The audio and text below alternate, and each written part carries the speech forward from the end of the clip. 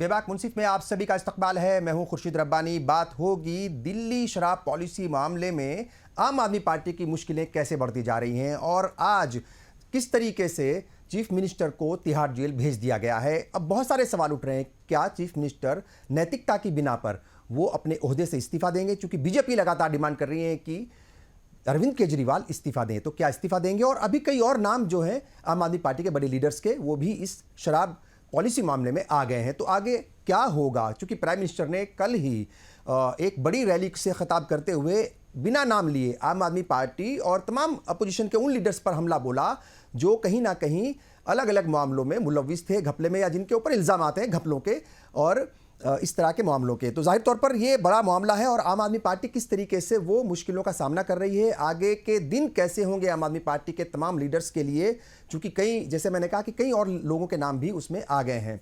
क्या कुछ होगा? इंतखाबात पर इसका क्या असर पड़ेगा? इंडिया ब्लॉक पर क्या असर पड़ेगा? और इंडिया ब्लॉक की बड़ी ही एक रैली हुई थी कल रामलीला मैदान में, उसको किस तरीके से जो है वो आवाम लेगी। जाहिर तौर पर एक बड़ा मामला है ये, क्योंकि अगर किसी लीडर के ऊपर, किसी पार्टी के ऊपर, किसी ग्रुप के ऊपर इल्ज़ाम लग जाए घपले का, बेईमानी का, करप्शन का, तो बड़ा मुश्किल होता है उससे बाहर निकलना। परसेप्शन का ही पूरा खेल होता है इंतखाबात के वक्त में। तो जाहिर तौर पर ये एक मुश्किल भरा वक्त है। तो क्या होगा आम आदमी पार्टी का, लीडर्स का और इंडिया ब्लॉक का, इस पर बात करेंगे। कई खास मेहमान मेरे साथ यहाँ पर मौजूद हैं। बीजेपी से शुभेंदु शेखर साहब हमारे साथ हैं, आम आदमी पार्टी से नरेंद्र सोनी जी हमारे साथ हैं, समाजवादी पार्टी से मुर्तज़ा हुसैन साहब और सीनियर जर्नलिस्ट रज़ा हुसैन रिजवी साहब हमारे साथ जुड़ चुके हैं। तमाम मेहमानों का मैं स्वागत करता हूँ, इस्तकबाल करता हूँ। और पहला जो रिएक्शन है वो मैं बीजेपी के लीडर शुभेंदु शेखर जी आपसे लूँगा। क्या पूरा मामला है? चूँकि अभी कुछ देर पहले बीजेपी की जो मतलब जो हेड ऑफिस है वहाँ पर भी प्रेस कॉन्फ्रेंस हुई और वहाँ पर भी यही तमाम बातें रखी गई कि किस तरीके से आम आदमी पार्टी जो ईमानदारी का, कट्टर ईमानदारी की बात करती थी और ईमानदारी का नारा दे करके वो आगे बढ़ रही थी, उसके ऊपर अब इल्ज़ाम लग रहे हैं करप्शन के। तो किस तरीके से आप इसको देख रहे हैं और कितना मुश्किल भरा वक्त आप मानते हैं कि ये वाकई आम आदमी पार्टी और उसके लीडर्स के लिए है? रब्बानी साहब जी, जब किसी को अपनी ईमानदारी के आगे कट्टर वर्ड लगाना हो, जी, लगाना पड़े, तो कहीं ना कहीं संदेश ये जाता है कि ये लोग ईमानदार नहीं रहे। बोले हम सबसे बड़े देशभक्त हैं, सबसे बड़ा, मतलब देशभक्ति में भी कोई बड़ा और छोटा हो सकता है। ये सब केजरीवाल जी के सेंटेंसेस हैं जिसको लोग आज सुनते हैं और उसके बाद उस पर जवाब मांगते हैं। ये वो लोग थे जो ये कहते थे कि हम भ्रष्टाचार को मिटाने के लिए साल भर के अंदर लोकपाल बिल ले आएंगे, लोकपाल को बना देंगे, हम घर नहीं लेंगे, हम गाड़ियां नहीं लेंगे, हम सिक्योरिटी नहीं लेंगे। जो जो कहा उन्होंने वो सब किया। घर भी लिया, 52 करोड़ रुपए का उसके अंदर इंटीरियर भी करवाया, जिसमें 8 लाख 9 लाख की टॉयलेट सीटें हैं, 7-7 लाख के पर्दे हैं। गाड़ियां नहीं लेंगे कहा था, नीले रंग की एक वैगनार थी, हम उससे आएंगे। इस समय 124 गाड़ियां हैं दिल्ली और पंजाब की मिलाकर। और तीसरी चीज, सिक्योरिटी तो इनको लेनी ही चाहिए, क्योंकि सिक्योरिटी नहीं लेंगे तो कल को ये कहेंगे कि हमारे पास सिक्योरिटी नहीं, पर पंजाब की भी सिक्योरिटी इनके साथ रहती है। मेरा ये कहना है कि इनके हाथी के दांत दिखाने के कुछ और खाने के कुछ और थे। आज जनता ने इनकी चोरी पकड़ी है और जवाब नहीं दे रहे। जवाब क्या दे रहे हैं? आज सुनीता केजरीवाल जी का स्टेटमेंट आया था, उन्होंने कहा कि चुनाव के समय पे पकड़ लिया। हमने तो नवंबर के फर्स्ट वीक में ईडी ने उनको स्टेटमेंट भेजी थी, उनको बुलाया था, पर वो आए नहीं। बोले हम चुनाव में जा रहे हैं, फिर बोले हम विपासना में जा रहे हैं, फिर बोले ये इनलीगल है। आज कोई भी कोर्ट, आज की कोर्ट मिला के 28 कोर्ट हो गई, जिसपे इन सब लोगों की आबकारी नीति पर कोई भी बेल किसी कोर्ट ने नहीं दी। इससे ज्यादा क्या प्रूव होगा कि कोई भी कोर्ट सुनने को तैयार नहीं है, इनकी दलील भी सुनने को तैयार है। और साथ में जब पूछा जा रहा है कि आप अपने मोबाइल फोन के पासवर्ड दे दीजिए, तो वो नहीं दे रहे हैं। मोबाइल फोन पहले जिस समय ये नीति आई थी उस समय पे मोबाइल फोन सबके चेंज कराए थे इन्होंने, एक साथ जितने भी ये 40 चोर थे सबके मोबाइल चेंज हुए, उसमें इनका भी चेंज हुआ। वो आज तक कहाँ है बता नहीं रहे, पासवर्ड नहीं मांग रहे हैं। तो भाई सोनी साहब के लोग, इनके प्रवक्ता कह रहे हैं कि पासवर्ड इसलिए नहीं देंगे कि हमारी जो स्ट्रेटजी है वो पता चल जाएगी, हमने जो सर्वे कराए हैं वो पता चल जाएंगे। और सर्वे कौन सा ऐसा सर्वे होता है जो कोई दूसरी पार्टी नहीं करा सकती? ये सब केवल और केवल मंदगढ़ंत बातें हैं। ठीक है। पूरी तरीके से अकूत भ्रष्टाचार में फंसे हुए केजरीवाल जी आज जवाब देने को नहीं मिलता। ठीक है। और दूसरी चीज, मैं बार-बार कहता हूँ, अभी भी आज मैं इनके एक नेता, उनसे बात करी हमने। वो बता रहे थे दिलीप जी कि साहब हमारे यहाँ पे लोगों को धमकाया जा रहा है, हमारे यहाँ पे 25-25 करोड़ रुपए दिए जा रहे हैं। रब्बानी साहब, आपको कोई धमकाएगा या तो आपको कोई रिश्वत देगा तो आप क्या करोगे? या तो फोन से आया होगा, फोन नंबर होगा, या व्यक्ति खुद आया होगा, या फिर उसने कोई चिट्ठी लिखी होगी। यही 2-3-4 तरीके हैं। आप ऐसे चीजों के ऊपर आप अभी तक एफआईआर क्यों नहीं करा रहे? खाली लोगों को झूठ क्यों बोले कि ऑपरेशन लोटस? एक भी एफआईआर नहीं हुई। फिर वो कहते हैं, दिलीप साहब, डिबेट में था मैं, वो कहते हैं कि जनाब पुलिस आपकी है। अरे जनाब, पंजाब की पुलिस तो आपकी है। 4 दिन 5 दिन पहले रब्बानी साहब उन्होंने प्रेस कॉन्फ्रेंस करी थी, इनके कुछ एमएलए लोगों ने, और उस पे उन्होंने कहा था कि हमको ये नंबर से रिश्वत के लिए और हमको धमकाया जा रहा है। मैं आज कहना चाहता हूँ आपके चैनल पे, बहुत मजबूती से कहना चाहता हूँ कि पुलिस तो पंजाब की आपके कंट्रोल में, तुरंत का तुरंत एफआईआर करिए। उस व्यक्ति ने जिसने ये ऐसा किया है उनको पकड़िए और उसके सच का सच और दुष्ट का दुष्ट। और अंतिम लाइन में कह के अपनी बात को खत्म करता हूँ कि मैं आज एक बहुत बड़ी बात कहना चाहता हूँ रंबानी साहब आपके चैनल के ऊपर। हरपत पुन्नू साहब, जिन्होंने एक स्टेटमेंट दिया है कि हमने 10 सालों में 138 करोड़ रुपए केजरीवाल जी को दिए हैं, जो खालिस्तानी नेता है। आज 5 दिन होने के बावजूद भी आम आदमी पार्टी के किसी नेता ने, इंक्लूडिंग केजरीवाल जी ने, ये नहीं कहा कि हमारा खालिस्तान से लेना देना कुछ नहीं, हमारा इन लोगों से कोई लेना देना नहीं है, हम खालिस्तान के विरोध में हैं। ये सेंटेंस भी नहीं बोला है। इससे लगता है कि एक भ्रष्टाचारी और दूसरा आतंकवादी का नाम भी साथ में जुड़ने होंगे। नरेंद्र सोनी जी, इससे पहले मैं आपके रिएक्शन लूं, रज़ा हुसैन रिजवी साहब और मुर्तज़ा हुसैन साहब के पास में जाऊंगा पहले, क्योंकि ज़ाहिर तौर पर ज़्यादा जवाब जो है आज आपको ही देने हैं, ज़्यादा सवालों के जवाब आपको देने हैं और ज़्यादा सवाल भी आपसे ही होंगे। मुर्तज़ा हुसैन साहब, ज़ाहिर तौर पर बड़ा मामला है ये इंडिया ब्लॉक के लिए कि अगर उसकी इंडिया ब्लॉक की कोई पार्टी या उसका कोई साथी दल उसके ऊपर इस तरह के इल्ज़ाम लगे, उसके लीडर्स के इल्ज़ाम लगे, और वो भी मतलब चीफ मिनिस्टर हैं एक सूबे के, अब तिहाड़ उनको भेज दिया गया है और अभी कई और नाम जो हैं वो आ गए हैं, और लगातार ईडी ये कह रही है कि वो, हमेशा ये बात होती है जब किसी को पकड़ा जाता है और उनसे सवाल जवाब किए जाते हैं तो फिर बात यही आती है कि वो सहयोग नहीं कर रहे हैं, वो ताउन नहीं कर रहे हैं, पासवर्ड मांगा गया वो नहीं दे रहे हैं, और कुछ सवाल जवाब जो हैं वो उनके जवाब सही नहीं मिलते जो भी सवाल किए जाते हैं। तो कुल मिलाकर के आपको लगता है कि इंडिया ब्लॉक के ऊपर भी कहीं ना कहीं असर तो होगा? अगर किसी पार्टी पर इल्ज़ाम लगता है, किसी एक ग्रुप के किसी दल पर भी अगर सवाल उठेंगे तो फिर मतलब जो है वो कहीं ना कहीं असर पड़ता है, और इंतखाबात का वक्त है, तो किस तरीके से पूरे मामले को देख रहे हैं आप?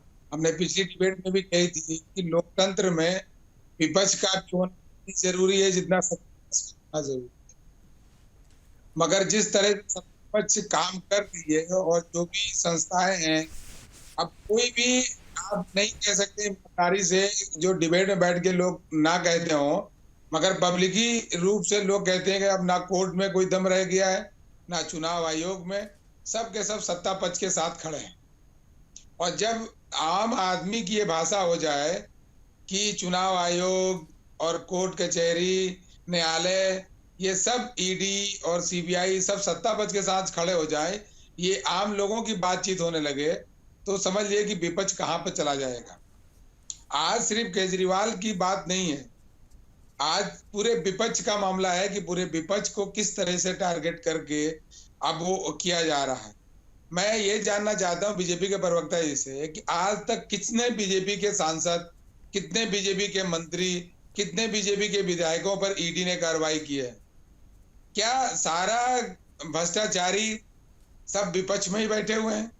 और जो विपक्ष से बड़ी तादाद में जो बीजेपी ज्वाइन किए थे, जिनके ऊपर तमाम तरह के भ्रष्टाचार के आरोप थे तमाम प्रदेशों के अंदर, वो लोग जब बीजेपी ज्वाइन किए तो उनकी जांचों की क्या प्रगति रही है? क्या जांच वो कहां पहुंची? वो जेलों में नहीं गए, वो आज आराम से बड़े बड़े पदों पर आसीन है। जो इन्हीं पार्टियों से गए थे, कांग्रेस से गए थे, तमाम दीगर पार्टियों से गए। हाँ, बार बार कुछ इशू तो है इनके आम लोगों के बीच की भावना रह गई है कि ये अब विपक्ष को खत्म करने की सियासत की तरफ बढ़ रही है सत्ता, और जो देश के लिए बड़ा नुकसानदेह है। कोई व्यक्ति जेल में चला जाए या कुछ हो जाए वो अलग मसला है, वो क्या बजाय, मगर अगर विपक्ष ही नहीं रहेगा तो सच्चा पक्ष फिर जिस तरह से काम करेगी वो आप देख रहे हैं पूरे प्रदेश के अंदर जिस तरह से काम हो रही है, वो छोटी घटना हो या बड़ी घटनाओं से भी अगर उसको आप तुलना करेंगे तो न्यायालयों की भी जो बात जो अब रह गई है उनके ऊपर भी अब सवालिया निशान उठने हाँ, लगे ठीक हैं। है। ये देश के लिए दुर्भाग्य है ठीक और है। ये देश को, सत्ता पक्ष को ये हाँ। सोचना चाहिए, चाहे प्रदेश के सत्ताधारी हो या केंद्र के सत्ता में काबिज लोग हों, इन सबको मिलकर सोचना चाहिए कि ये देश एक हाँ, है, ठीक है। इस देश में हम सब हैं, देश में विपक्षी पार्टियां भी देश की हैं, पक्षवाद सत्ता पक्ष भी देश की पार्टी है। हम जिस दिशा में अपनी सियासत को लेके जा रहे हैं, अपनी चीजों को लेके जा रहे हैं, हाँ। वो देश के हित में तो कितना आप अच्छा ये है। कह रहे हैं कि अगर ईडी को या किसी भी एजेंसी को कोई खबर मिली है या उसके पास सबूत हैं किसी भी करप्शन के, तो वो कार्रवाई ना की जाए। हालांकि ये सवाल जो है बीजेपी से लगातार पूछा जाता है कि भाई जब आप दूसरों पर इल्ज़ाम लगाते हो और वो आपके साथ आ जाते हैं तो वो कौन सी मशीन है, तो ये सवाल भी बहुत ज़्यादा होते हैं और शायद इसका जवाब देते देते भी बीजेपी थक गई होगी। शुभेंदु जी, मैं वापस आऊँगा आपके पास कुछ देर के बाद, थोड़ा सा इंतजार करना पड़ेगा। रज़ा हुसैन रिजवी साहब, आपको क्या लगता है पूरा मामला जो है आप किस नज़रिए से आप इसको देख रहे हैं? चूंकि ये मामला कोई छोटा मोटा है नहीं, इंतखाबात का वक्त है, एक चीफ मिनिस्टर को आज तिहाड़ जेल भेज दिया गया है और अब ये भी सवाल उठ रहे हैं कि क्या वो इस्तीफा देंगे कि नहीं देंगे, चूंकि बीजेपी लगातार यही कह रहे हैं कि नैतिकता के आधार पर अब इस्तीफा दे देना चाहिए, तो वो भी सवाल है। और अभी नई खबर ये भी आ रही है कि चूंकि वो पासवर्ड नहीं दे रहे हैं अपने मोबाइल का एप्पल का, तो अब ईडी के अधिकारी शायद एप्पल के जो नुमाइंदे हैं, जो भी यहाँ पर जिम्मेदार लोग होंगे, जो भी अफसर होंगे, उनके साथ बातचीत करेंगे और उसको अनलॉक करने की कोशिश करेंगे। तो कुल मिलाकर के इस पूरे मामले को कैसे देख रहे हैं, इसका सियासी पहलू क्या है? और एक ऐसी पार्टी जो 12 साल पहले आई थी, 12 साल पहले मतलब वो पार्टी बनी और कुछ ही वक्त में जो है वो नेशनल पार्टी का भी उसको वो मिल गया एक तरीके से उनकी मेहनत और उसके ऊपर, मगर अब जिस तरीके से वो इल्ज़ाम के चारों तरफ से घिर चुकी है, तमाम करप्शन के इल्ज़ामात उसके ऊपर है, तो कैसे इसको आप देख रहे हैं? देखिए, ये सही है कि जी। आम आदमी पार्टी का जब निर्माण हुआ था हाँ, तो लोगों ने, जनता ने उन पर विश्वास किया था और खासकर दिल्ली की जनता ने बहुत विश्वास किया था आम आदमी पार्टी पर, और विश्वास करके उनको बहुत अच्छे बहुमत से जो उनको दिल्ली की सरकार सौंपी और उसके बाद मेहनत करके ये लोग पंजाब में भी अपनी सरकार बना ले गए। और जहां भी ये सरकार बनाते हैं वहां इनको, जो इनके एमएलए होते हैं, वो एक अच्छी संख्या में एमएलए ऐसे होते हैं कि सरकार बनाने में कभी इनको कोई दिक्कत नहीं होती है। ईडी ने जब इनको गिरफ्तार किया तो गिरफ्तारी और रिमांड के विरोध में हाईकोर्ट भी गए, लेकिन हाईकोर्ट में केजरीवाल को कोई राहत नहीं। अब केजरीवाल को ईडी ने गिरफ्तार किया, उसके बाद अपनी रिमांड पे लिया, रिमांड के लेने के बाद राव रेवेन्यू कोर्ट में पेश किया। आज 14 दिन की रिमांड जुडिशियल कस्टडी की मिली, न्यायिक हिरासत की 15 अप्रैल तक। जाहिर सी बात है 14 दिन की ही कस्टडी होती है, जुडिशियल कस्टडी। 14 दिन के बाद फिर उनको कोर्ट में आना पड़ेगा, फिर कोर्ट के सामने हाजिर होंगे, फिर कोर्ट उनको फिर अगर बेल नहीं होती तो 14 दिन के रिमांड पर भेजेगी।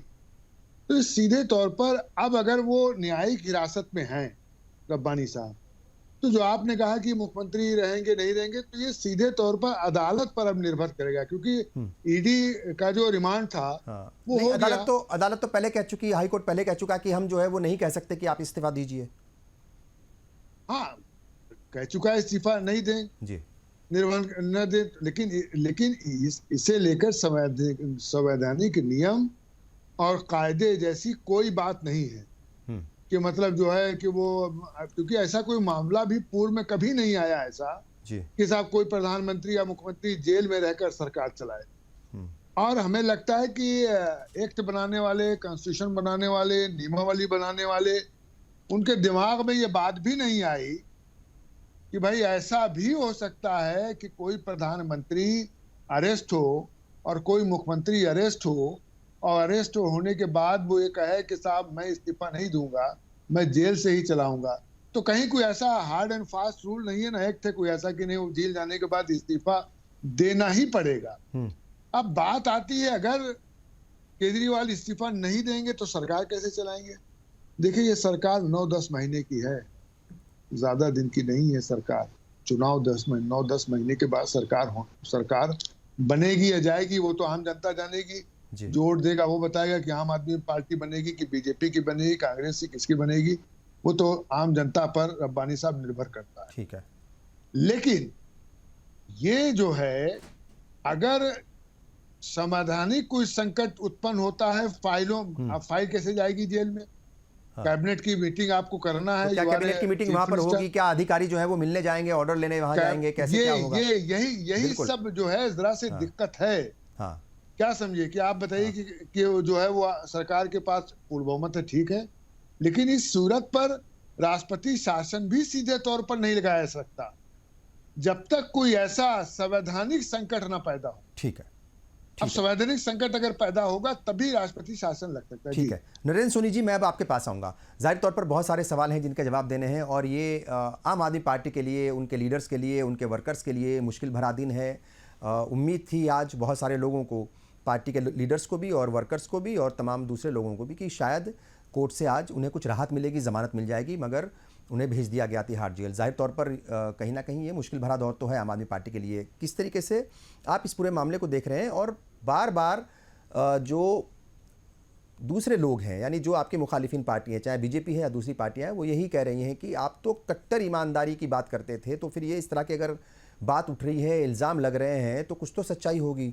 तो किस तरीके से जो है पूरे, बहुत सारे आपने बात सुनी भी है, जितने भी यहाँ मेहमान बैठे हुए हैं उनकी, जितने भी पैनलिस्ट हैं, कैसे जवाब देना चाहेंगे? कैसे इस पूरे मामले को देख रहे हैं आप? आम आदमी पार्टी और अरविंद केजरीवाल जी कट्टर ईमानदार हैं। आज दिल्ली का एक एक व्यक्ति इस बात को मान रहा है जी। और आज दिल्ली के चौक चौराहे पे इस बात की चर्चा है कि अगर अरविंद केजरीवाल जी ईमानदार ना होते तो आज वो टूट गए होते, या जेल में ना होते, भाजपा में होते, भाजपा से लड़ नहीं रहे होते, प्रधानमंत्री जी के सामने डटकर नहीं मुकाबला कर रहे होते।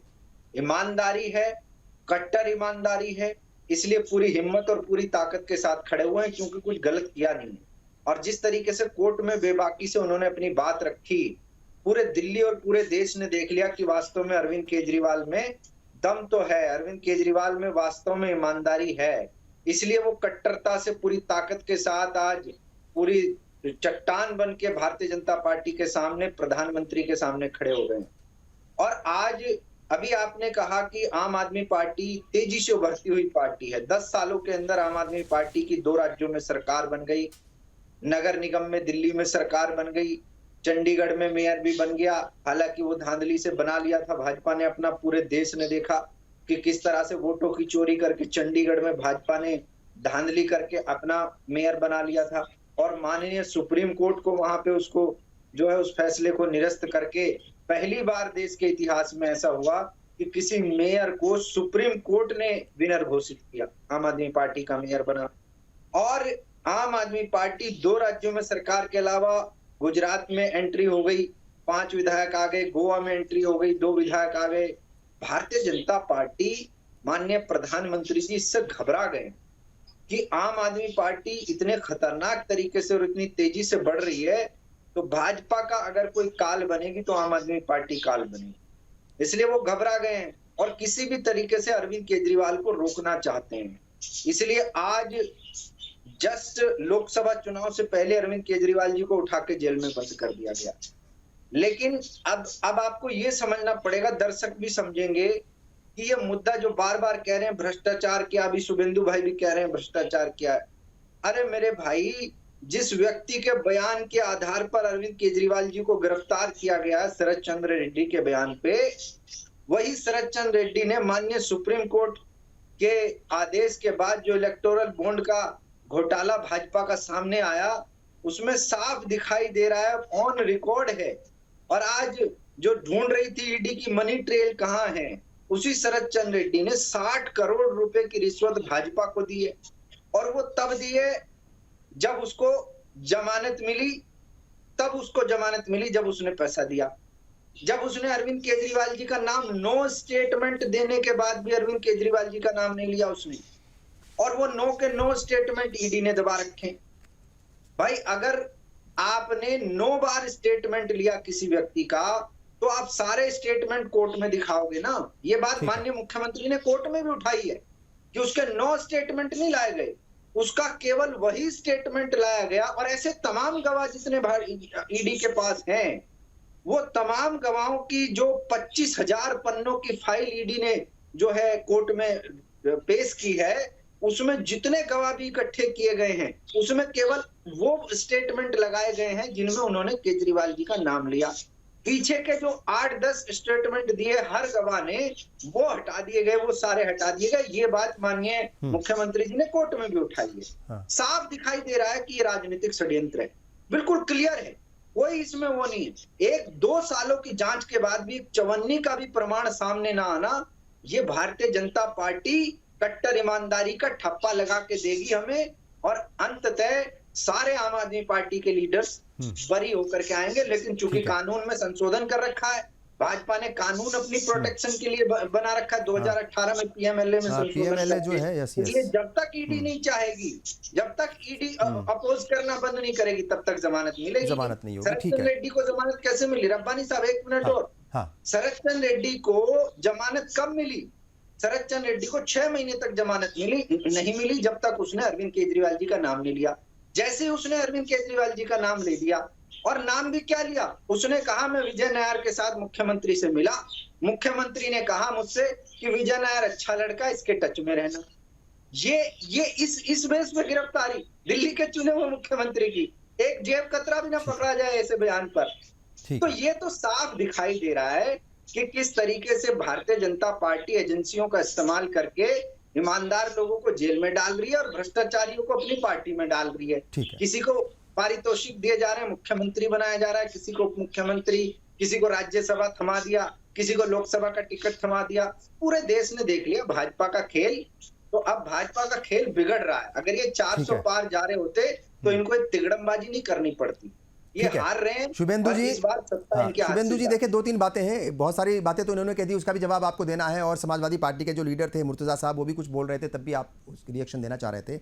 मगर सुनीता केजरीवाल जी जो है वो ये कह रही हैं कि भाई 11 दिन की पूछताछ हुई है, उसके बाद भी कुछ हाथ नहीं लगा, मगर फिर भी अरविंद केजरीवाल को, चुने हुए मुख्यमंत्री को, जेल भेज दिया गया। तो इसका मतलब ये है कि हुकूमत का कहीं ना कहीं प्रेशर है और वो आवाज़ दबाना चाहती है अपोजिशन पार्टियों की, और उसका फ़ायदा चुनाव में लेना चाहती है, नंबर 1। दूसरी बात यह है कि एक बार फिर वही इल्ज़ाम लगा है ऑपरेशन लोटस का। कई बार ये लग चुके हैं इल्ज़ाम, और अभी नहीं, पिछले 5-7 साल से तो लगातार बीजेपी के ऊपर ये अलग अलग पार्टियां लगाती रही हैं। ख़ास तौर से उसका सबसे बड़ा शिकार तो कांग्रेस रही है ऑपरेशन लोटस का। मगर आम आदमी पार्टी भी अलग अलग वक्त पर कई सारी वीडियो जारी करके ये बताती रही है कि ऑपरेशन लोटस की कोशिश की जा रही है, उनके लीडर्स को, उनके एमएलएस को, एमपीज को तोड़ने की कोशिश की जा रही है। सबसे पहले रब्बानी साहब यही से चालू करता हूं ऑपरेशन लोटस के ऊपर। जी, जितने लोगों को कोई भी ऑपरेशन लोटस के माध्यम से कनेक्ट करने की कोशिश की गई है या कोई कर रहा है, तो उसको क्यों नहीं वो एफआईआर कर रहा है? प्रेस कॉन्फ्रेंस करके क्या सोल्यूशन निकलेगा? मैंने पहला अपने स्टेटमेंट में बोला, पंजाब में आपके पास पुलिस है, एफआईआर करवाइए। वहाँ पे किसी ने कांटेक्ट करने की कोशिश करी है या धमकाने की कोशिश करी है या लालच देने की कोशिश करी है, जवाब नहीं देंगे। ये इनका आदत है खाली नौटंकी करने की, इसलिए ये बार बार हर चीज को ऑपरेशन लोटस, ऑपरेशन लोटस 5 साल से हम लोग मांग रहे हैं।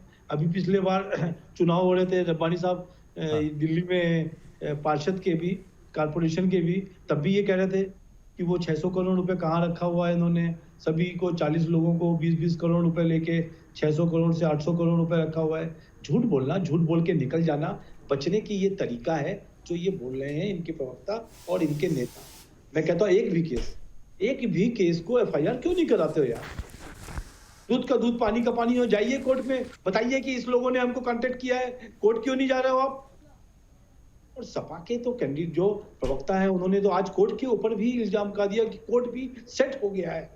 मेरे को शर्म आती है, एक ऐसी राष्ट्रीय पार्टी के प्रवक्ता ये कहते हुए पाए जा रहे हैं कि कोर्ट पर भी उनको भरोसा नहीं है। तब जब कोर्ट पे ही भरोसा नहीं है तो फिर किस चीज पे भरोसा होगा? आप जब वो चंडीगढ़ वाला मैटर या ये अपना बॉन्ड का मैटर, तब आप कोर्ट की बात बिल्कुल सही मानते हो, और आज कह रहे हो कि भैया हम कोर्ट की बात भी नहीं मानेंगे। तो ये तो इन लोगों का चरित्र सामने सामने दिख रहा है रब्बानी साहब।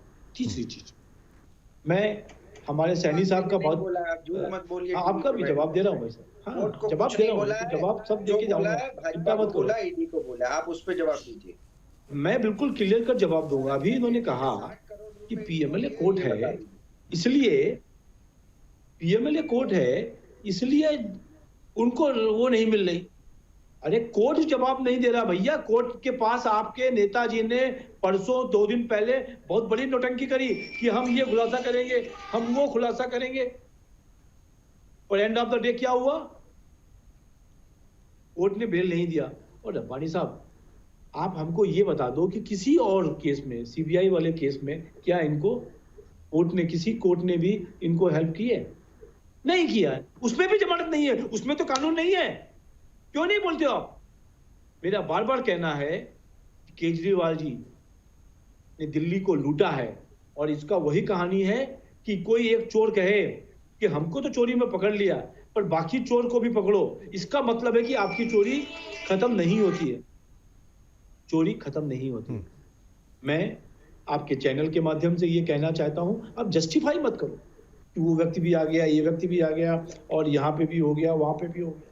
आप ये बताओ कि आपने चोरी करी है कि नहीं करी है, बाद में हम बात कर लेंगे। आप उस चीज को, वो तो कह रहे हैं ना बार बार कि हमने कोई चोरी नहीं की, पैसा बताओ कहाँ है। वो 100 करोड़ जो बात करे, वो तो बार बार यही कह रहे हैं कि हमने कोई चोरी नहीं की। उनका तो यही कहना है ना। आप अच्छा, के कविता कह रही है मैंने 100 करोड़ रुपए दिए।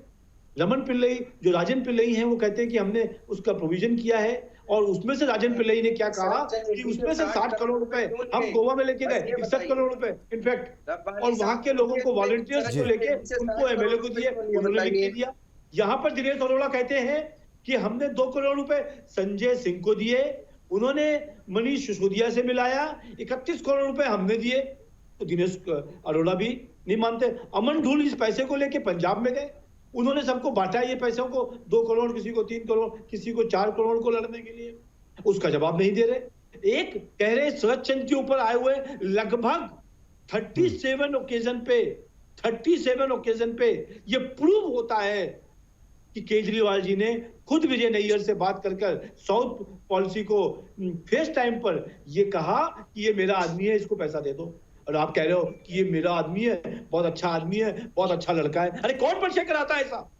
और यहाँ पे बड़े अरे निरीफ बन के बैठे हुए आप लोग, और मैं शर्म नहीं आ रही उसके बावजूद भी केजरीवाल को, उनको शर्म आनी चाहिए। पहले दिन उनको रिजाइन करना चाहिए। आपने लोकतंत्र का मजाक बना दिया है, आपने एजेंसियों का मजाक बना के रखा हुआ है। शर्म आपको आनी चाहिए, आपको शर्म आनी चाहिए शुभेंदु भाई। भारतीय जनता पार्टी को शर्म आनी चाहिए।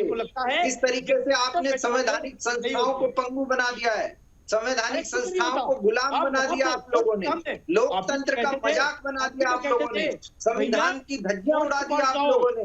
तो आपको शर्म तो आप लोगों को आनी चाहिए। ठीक है, अच्छा रजा हुसैन साहब से रिएक्शन ले लेते हैं। रजा हुसैन साहब, ये जो पूरा मामला है जाहिर तौर पर देखिए कोर्ट फैसला करेगा, मगर जो अपोजिशन पार्टियां वो तो यही कहती हैं कि एजेंसियों का बहुत ज़्यादा इस्तेमाल हो रहा है। मगर आपको टाइमिंग जो है ये, इसको देख करके कुछ लगता है, चूंकि इंतखाबात का वक्त है ये, और ये सवाल बार बार हर आदमी के जहन में भी आता है, आम आदमी भी इस बात को कह देता है, मतलब एक चलता फिरता आदमी जिसकी बहुत ज़्यादा समझ नहीं है कि यार ये चुनाव का वक्त है, ऐसे मौके पर ही जो है ये सब क्यों हो रहा है। इसका कुछ कनेक्शन जो है वो चुनावी कनेक्शन आपको नज़र आता है इसका, ये जो पूरा एपिसोड चल रहा है? देखिए रब्बानी साहब, ऐसा है कि ये मसला आप ये नहीं कह सकते कि बिल्कुल चुनाव के टाइम ही उठा है जी, कि बिल्कुल चुनाव करीब था और 2 महीने पहले उठ गया, ऐसा नहीं है। ये ईडी कई महीनों से समन भेज रही थी, पूरी समन भेज रही थी। ईडी इससे पहले भी जो इनसे पहले के कनेक्शन थे उसके एविडेंस ले रही थी, प्रॉपर एविडेंस को इकट्ठा कर रही थी, क्योंकि किसी चीफ मिनिस्टर को नेम्ड करना किसी भी केस में ये छोटी बात नहीं होती, ये बड़ी बात होती है। और ईडी भी एक संवैधानिक संस्था है, तो अगर प्रॉपर एविडेंस उसके पास नहीं होगा तो कोर्ट में एक झटके में जो है उड़ जाएगा मुकदमा। तो इसलिए वो महीनों से तैयारी, कई महीनों से तैयारी कर रही थी, चाहे वो के कविता का मामला हो, उनको लाना हो वहां से दिल्ली लाना हो, तो कहीं ना कहीं जो कनेक्शन है, एक evidence, proper evidence to evidence to evidence to evidence, वो कलेक्ट करके वो बिल्कुल अपनी फाइल को मजबूत करके, अब वो टाइमिंग आ गया जा करके इलेक्शन के टाइम में, ये आप कह सकते हैं कि ये टाइमिंग आ गया इलेक्शन के टाइम में कि साहब लोकसभा का चुनाव है, और बिल्कुल लोकसभा के चुनाव के सर पर ये आ गया और गिरफ्तारी हो गई उनकी।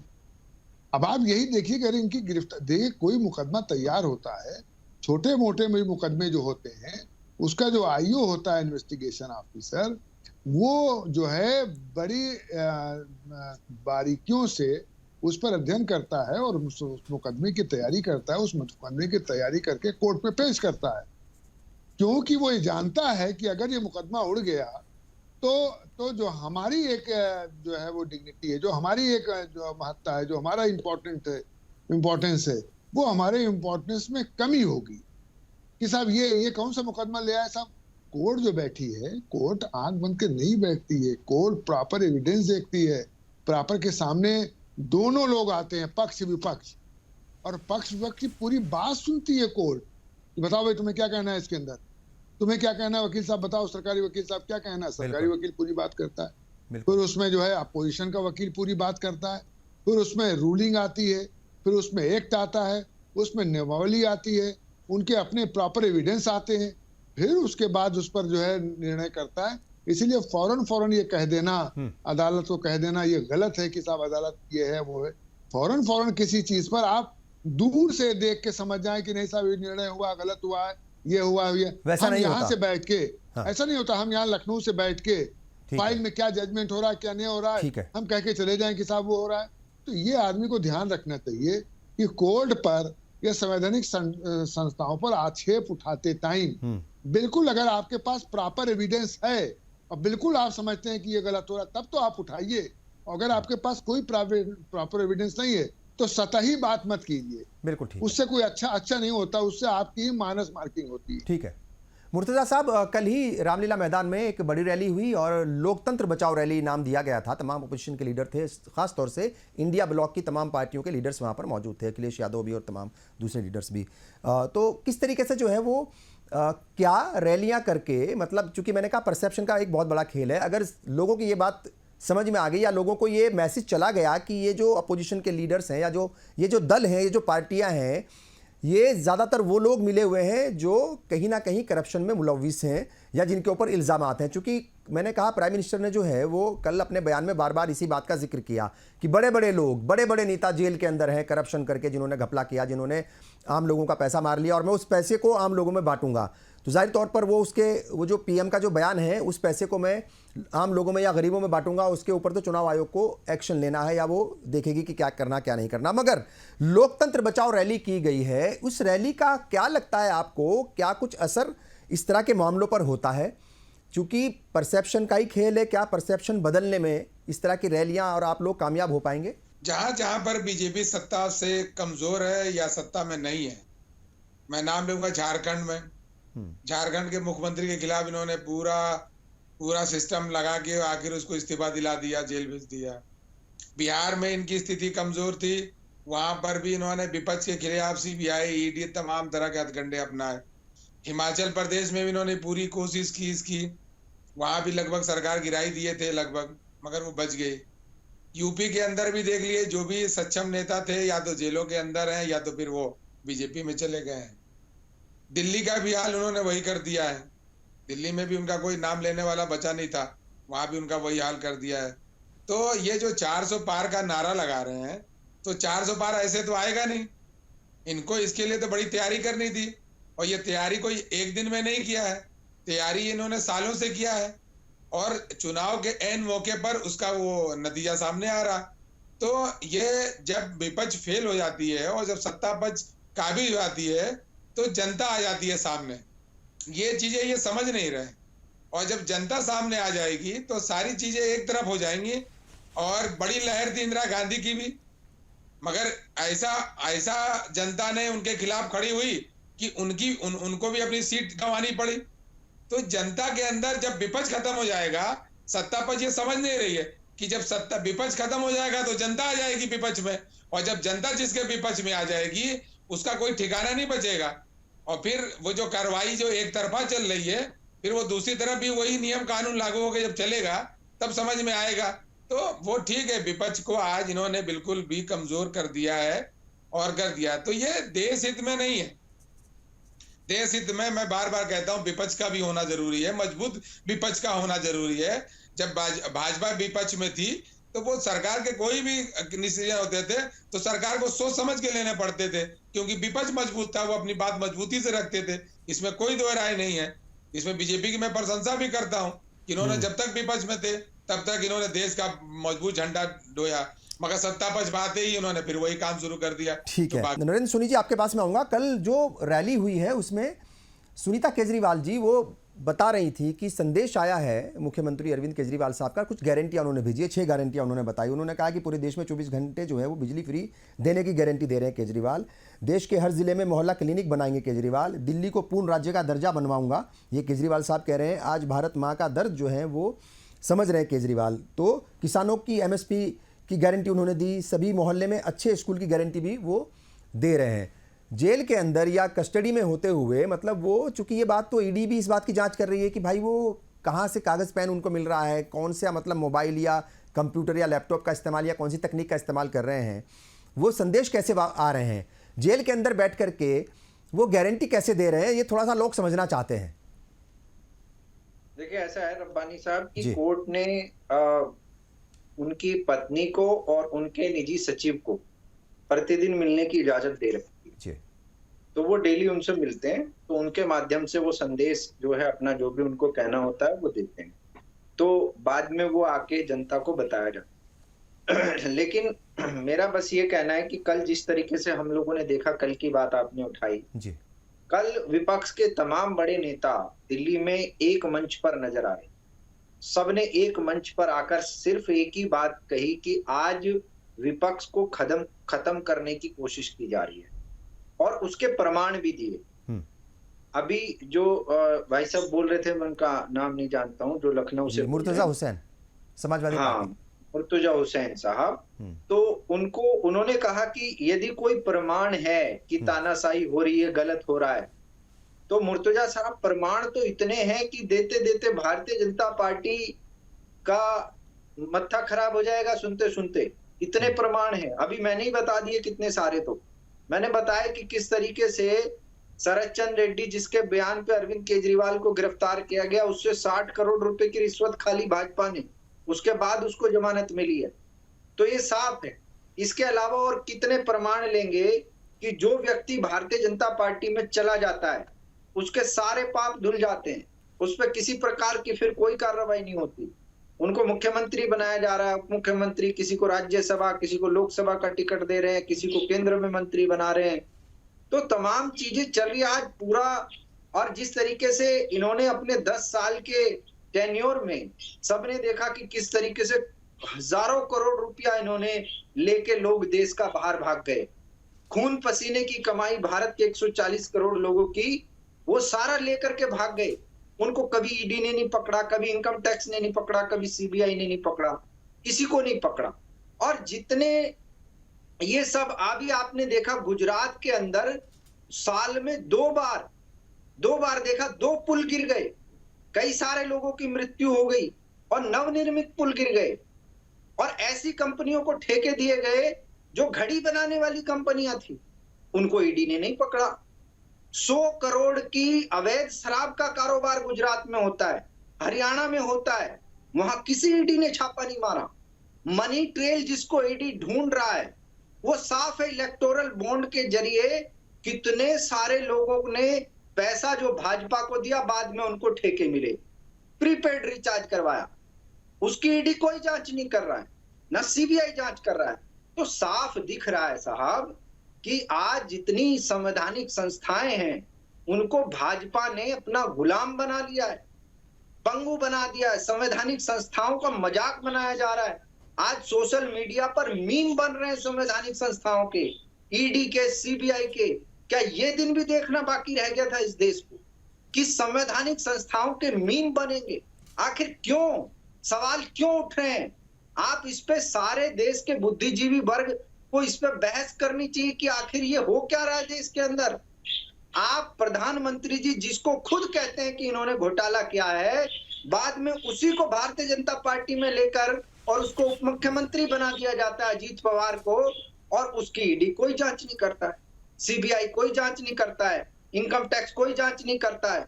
पुलवामा अटैक हुआ उसके तुरंत बाद पाकिस्तान की कंपनी से इन्होंने चंदा खा लिया भाजपा वालों ने। ये इतने देशद्रोही लोग हैं।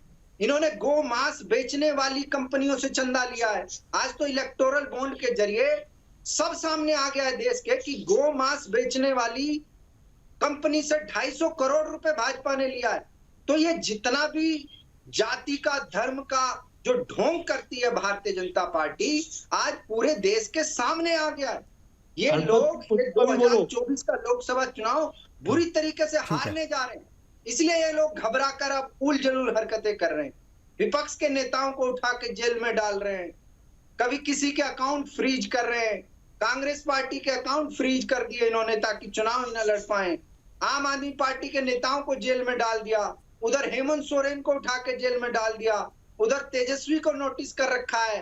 तमाम तरीके के हथकंडे भारतीय जनता पार्टी इस समय कर रही है। सारा देश देख रहा है किस तरीके से लोकतंत्र का मजाक बन रहा है। ठीक है, लोकतंत्र का भी मजाक बना रहे हैं। अपोजिशन पार्टियों को कहीं ना कहीं आप परेशान करने का और उन्हें जो है चुनाव से दूर रखने का और उन्हें कमजोर करने का काम कर रहे हैं। यही सीधी सीधी बातें हैं, यही सीधे सीधे इल्ज़ाम हैं। ये कल भी लगे थे, जो एक रैली हुई थी इंडिया ब्लॉक की, उसमें तमाम लीडर्स ने यही तमाम बातें कही थी और ये आज भी इल्ज़ाम लग रहे हैं आपके ऊपर। जनाब, एक ही चीज कहूंगा जी कि यदि कोई कंपनी या आप या मैं इनकम टैक्स रिटर्न नहीं भरेंगे, हाँ, या उसके रिटर्न नहीं डालेंगे, तो उसकी नोटिस एक बार आएगी, 2 बार आएगी, 3 बार आएगी, 4 बार आएगी, चौथी बार के बाद वो आपका अकाउंट भी सीज करेगी, पैसा भी वसूल करेगी। जितने कोई भी है, कोर्ट के पास गए ना ये लोग, इसमें तो कोई पीएमएलए केस नहीं लगता था। हो गया, सुप्रीम कोर्ट ने तो राहत दे दी ना, लेकिन उनको अब नहीं राहत दे दी। सुनते लीजिए, राहत इस क्या मिली? हाँ, उनको उनके ऊपर गलत केस किया गया ये नहीं है। हाँ, वो अपना पैसा यूज कर सकते हैं, वो इनकम टैक्स वाले मतलब वही चाहिए थी उनको राहत। इस वक्त तो डूबते को तिनके का सहारा ही चाहिए ना साहब, इस वक्त तो उनको यही बड़ी राहत है उनके लिए। कानून है, इनकम टैक्स का कानून है रब्बानी साहब की 20% पैसा जितनी पेनाल्टी लगी है उसका जमा कर दो, और वहां से आप अपना कोई अकाउंट फ्रीज थोड़ी ना किया गया, लीन किया गया, उतना अमाउंट उसको डिडक्ट होता है। 37 अकाउंट है कांग्रेस के। तो मेरा ऐसा कहना है कि ये सब चीजें बकवास हैं। आप ये बताइए, केवल और केवल ये बताइए कि क्या आपने चोरी करी है, आपने आतंकवादी पुन्नू से पैसा लिया है या नहीं लिया है, आप खालिस्तान के विरोध में हैं या खालिस्तान के साथ में हैं। आज जवाब क्यों नहीं देते केजरीवाल जी? केजरीवाल जी की पत्नी ये जवाब क्यों नहीं देती? ये नौटंकी कर रही है कि हम वहां गए, केजरीवाल जी ने 5-6 गारंटी दे दिया। अरे नौटंकी मत करो, आप पूछो कि पुन्नू कह रहा है कि हमने 132 करोड़ रुपए दिए, आप मानते हो कि लिए कि नहीं लिए? ये भी तो प्रश्न पूछ सकते थे, नहीं पूछा। ये भी तो जवाब दे सकते थे कि हम खालिस्तान के विरोध में हैं। आज केजरीवाल जी भ्रष्टाचारी के साथ साथ आतंकवादी भी हो गए, और ये मैं बहुत बड़ी बात कह रहा हूं आपके चैनल के ऊपर। यदि किसी आतंकवादी व्यक्ति का स्टेटमेंट है और उसके बाद जवाब नहीं दे रहे हैं तो क्या है? अभी देखिए, मगर मेरा सवाल ये, देखिए पिछले कुछ बरस पहले हामिद अंसारी साहब के ऊपर भी कुछ लोगों ने जो है इल्ज़ाम लगा दिए थे पाकिस्तान में बैठ करके। तो कोई बाहर बैठ करके कोई इल्ज़ाम लगा देता है तो क्या उसको इतना सीरियसली लेना चाहिए कि आप अपने चुने हुए मुख्यमंत्री की बात पर यकीन ना करें, उसकी पार्टी के ऊपर यकीन ना करें, उनके लीडर्स के ऊपर यकीन ना करें? रब्बानी साहब ने जवाब दे दिया कि हमारा, एक ही लाइन तो लिख दे कि हमारा खालिस्तान से, हम खालिस्तान को नहीं चाहते भारत में, इतना तो लिख सकते हैं। हम खालिस्तानी में कोई भी आतंकवादी, बाहर का आतंकवादी है, इसका सपोर्ट नहीं करते हैं, ये तो लिखा जा सकता है। ये भी क्यों नहीं लिखा गया? जब कुमार विश्वास ने पूछा उनसे कि आप बताइए आपके घर में आतंकवादी आए थे खालिस्तानी, उन्होंने कहा नहीं, उसका कोई जवाब नहीं दिया। अच्छा, फिर लास्ट में उन्होंने पूछा कुमार विश्वास ने कि आप खाली ये बोल दीजिए कि आप खालिस्तानी विरोधी हैं, तब क्या कहा उन्होंने?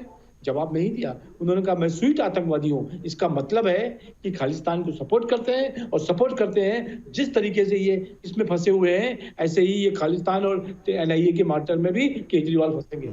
अच्छा, ये जो कुमार विश्वास साहब हैं, ये तमाम बातें उन्होंने तब बोली जब वो आम आदमी पार्टी छोड़ दी। पार्टी में रहते हुए उन्होंने तमाम नहीं बोली, क्योंकि उनको राज्यसभा का टिकट नहीं दिया गया था। ये भी सच्चाई है। और जवाब जो है नरेंद्र सोनी जी आपको देना पड़ेगा, ये खालिस्तानी वाला मामला भी जो है वो बीच में आ गया। आप पर कोई इल्जाम लगाए तो आप जवाब दोगे ना कि साहब हमारा दिया जाएगा जवाब। जवाब दीजिए नरेंद्र सोनी जी, जवाब दे दीजिए। देखिए, ऐसा है कि बताना इनको पड़ेगा। ये मनगढ़ंत कहानियां बनाकर कभी घोटालेबाज, आज आतंकवाद से जोड़ना, ये तमाम बातें यहाँ चैनल पे बैठकर और फालतू की बातें करना, ये भारतीय जनता पार्टी के लोगों को ट्रेनिंग दी जाती है। नफरत फैलाओ, चैनल पर बैठकर बदतमीजियां करो, चैनल पर बैठकर, तो उससे आपकी दुकान चलती रहेगी। तो आज नहीं, इनको आप ये नहीं जवाब तो- देना इनको सोनी है। साहब, मैं ये कह रहा हूँ कि खाली एक इतना तो दे सकते हैं ना ट्विटर अकाउंट पे सोनी साहब, कि भाई हमारा खालिस्तानियों से कोई लेना देना नहीं है, हम खालिस्तान के विरोध में हैं। आपके मैं चैनल पे अरे बोलता हूँ, मैं कह रहा हूँ लीजिए। शुभेंदु भाई मैं कह रहा हूँ हमारा खालिस्तान से कोई लेना देना नहीं है। आप पूरी आम आदमी पार्टी कह रही है। आप बताइए कि आपने पाकिस्तान की कंपनी से चंदा क्यों लिया? आप बताइए कि आपने पाकिस्तान की कंपनी से पैसा क्यों खाया? आप बताइए कि आपने शरद चंद्र रेड्डी से 60 करोड़ की रिश्वत क्यों ली? ये आपको बताना पड़ेगा। आप बताइए गौ मांस बेचने वाली कंपनियों से 250 करोड़ रुपए क्यों लिया भाजपा ने? आपको बताना पड़ेगा। आज पूरा देश आपसे पूछ रहा है कि गौ मांस बेचने वाली, गाय का मांस बेचने वाली कंपनी से आपने 250 करोड़ रुपए क्यों लिया? आपने पाकिस्तान की कंपनी से करोड़ों का चंदा क्यों लिया? फिर आप घूम गए। आपका कैमरा बहुत घूम रहा है आज। मैं तो ये कह रहा हूँ कि आप अपने हैंडल से ये लिखिए, आम आदमी पार्टी के हैंडल से, ऑफिशियल हैंडल से, कि हम खालिस्तानी विरोधी हैं, खालिस्तान को पंजाब में नहीं बसने देंगे, भारत में नहीं आने देंगे। यदि ये आप कह देते हो तो जो कहोगे वो हार जाएंगे, क्योंकि आने वाले टाइम पे आपको लगता है शायद दोबारा भी कोई हमको खालिस्तानी की सपोर्ट से जैसा पीछे जीते हैं इस बार भी जीत जाए। आप बोलोगे नहीं, बच के चलोगे। यही आपकी एक सबसे बड़ी विडंबना है कि आपको चुनाव जीतने के लिए कुछ भी करना पड़े, चाहे खालिस्तानियों के साथ हाथ मिलाना पड़े, चाहे आतंकवादियों के साथ हाथ मिलाना पड़े, चाहे दलालों के साथ हाथ मिलाना पड़े, आप मिलाओगे। ठीक है, चलिए चूंकि वाइंड अप की तरफ बढ़ रहे हैं, छोटे छोटे रिएक्शन में सबसे ले लेता हूं। मुर्तजा हुसैन साहब, ठीक है मुर्तजा हुसैन साहब, जाहिर तौर पर मैंने पहले ही कहा था कि ये थोड़ा सा मुश्किल भरा दौर है आम आदमी पार्टी के लिए भी, और जितनी भी इंडिया ब्लॉक की पार्टियां हैं। और हमने देखा था कल तो ओवैसी भी उतर गए मैदान में, वहाँ पर जो है एक जो आपके अलाई थी समाजवादी पार्टी की, उनको तोड़ लिया। तो कहीं ना कहीं वो मुश्किलें जो है वो तो कम होने का नाम नहीं ले रही। मगर क्या लगता है किस तरीके से तमाम मसलों से निपट करके वो आगे बढ़ा जाएगा? क्या कुछ स्ट्रेटजी रहेगी या फिर यही चलता रहेगा सिर्फ इल्ज़ामात का, और जो है ये मतलब आरोप प्रत्यारोप का ही खेल चलता रहेगा? नहीं, जो हालात बीजेपी ने पूरे देश में पैदा किए हैं जी, ऐसी विषम परिस्थितियों में ही नायक पैदा होते हैं। और देखिएगा कि आने वाले वक्त आ रहा हूँ सर, आ रहा हूँ सोनी जी, आ रहा हूँ आपके पास बस, जो इनका सही जवाब देगी।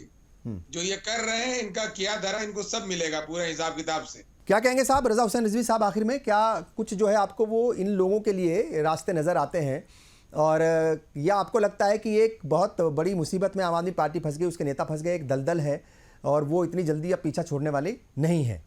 ये सही है कि जो एविडेंस आया हुआ है उस एविडेंस के आधार पर बड़ी बात हुई है, और हमें लगता है कि अभी बहुत जल्दी उनको बेल मिलने वाली नहीं है केजरीवाल जी को, कि जल्दी वो छूट जाएंगे। और जो आपने कहा कि भाई पल्लवी की आपने जो बात की है कि समाजवादी पार्टी की एमएलए पल्लवी जो थी, जिन्होंने केशव प्रसाद मौर्य जी को हराया था और सपा के सिंबल पर लड़ी थी, वो जो समाजवादी पार्टी तो पीडीए बनाया है, और पल्लवी ने जो है ओवैसी के साथ जुड़ के पीडीएम बना दिया। बिल्कुल, मतलब उनकी मतलब वही है, मगर वो चेंज कर दिया उसके। जी चेंज कर दिया, पीडीए और पीडीएम कर दिया। तो कहीं ना कहीं ये सही है कि समाजवादी पार्टी के जो साथी हैं वो धीमे धीमे उससे हट रहे हैं।